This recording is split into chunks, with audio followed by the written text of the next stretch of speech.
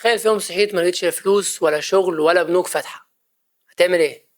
قد تتخيل ان ده خيال علمي، لكن ده حصل حقيقي سنة 1929 في اكبر ازمة اقتصادية عرفها العالم كله. ازمة هزت العالم كله في امريكا، حاجة اسمها الكساد العظيم. ازاي ازمة بدأت في امريكا اثرت على العالم كله وغيرت الاقتصاد في العالم كله؟ ده اللي هنعرفه في فيديو النهاردة ان شاء الله. ايه اللي يحصل لما الاقتصاد كله يكون مبني على وهم؟ في العشرينات امريكا كانت في قمة ازدهارها، الناس كلها كانت بتستثمر والدنيا زبادي خلاط والحياة زي الفل، كل الناس بتستثمر في البورصة بشكل جنوني حتى لو ما كانش معاهم فلوس.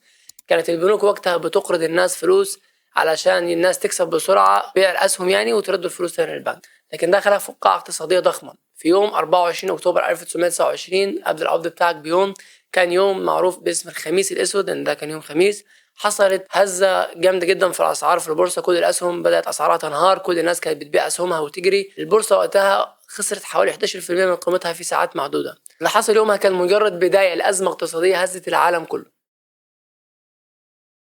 ايه اللي يحصل لو البنك اللي انت واثق فيه فجأة يقفل ابوابه؟ بعد انهيار البورصة البنوك واجهت ازمة كبيرة جدا. كل الناس كانت مقترضة فلوس من البنوك على حس ان لما تبيع الاسهم بتاعتها في البورصة تكسب، ما قدرتش تسدد ديونها، وبالتالي في خلال 3 سنين بس اكتر من 9000 بنك قفلوا. تحديدا من 1930 ل 1933 الشركات اضطرت تقلل الانتاج، بل ويمكن كمان تقفل اصلا خالص. البطالة وصلت لارقام مرعبة، كان في واحد ما بين كل 4 امريكيين مش لاقيين شغل. الناس اضطرت تلجأ للجمعيات الخيرية عشان تلاقي تاكل، وفي ناس فقدت بيوتها، وده خلق حاجة اسمها مدن هوفر، ودي كانت عبارة عن تجمعات من الأكواخ للناس اللي فقدت بيوتها أصلا. هل تصدق إن أزمة في أمريكا هزت العالم كله؟ الكساد العظيم ما وقفش عند أمريكا بس، العالم كله تلاش، العالم كله تلاش. ألمانيا اللي كانت معتمدة على القروض الأمريكية بسبب الأزمة دي، وأمريكا قللت القروض بتاعتها لألمانيا، البطالة زادت في ألمانيا واقتصادها اتدهور جدا، وده ساعد على صعود النازية وهتلر للحكم. عندك بريطانيا مثلا التجارة الدولية فيها تراجعت بشكل كبير، صادراتها قلت بشكل كبير جدا. بالنسبة لمصر اقتصادنا كان معتمد بشكل كبير جدا على تصدير القطن، وبسبب قلة الطلب على القطن عالميا بسبب الأزمة أصلا اللي هي الكساد العظيم، ده أدى إلى انهيار سعر القطن أصلا، أثر بشكل مباشر على الفلاحين في القرى. هل ممكن لأزمة واحدة تغير قوانين العالم كله؟ الأزمة دي كانت نقطة تحول في الاقتصاد العالمي كله.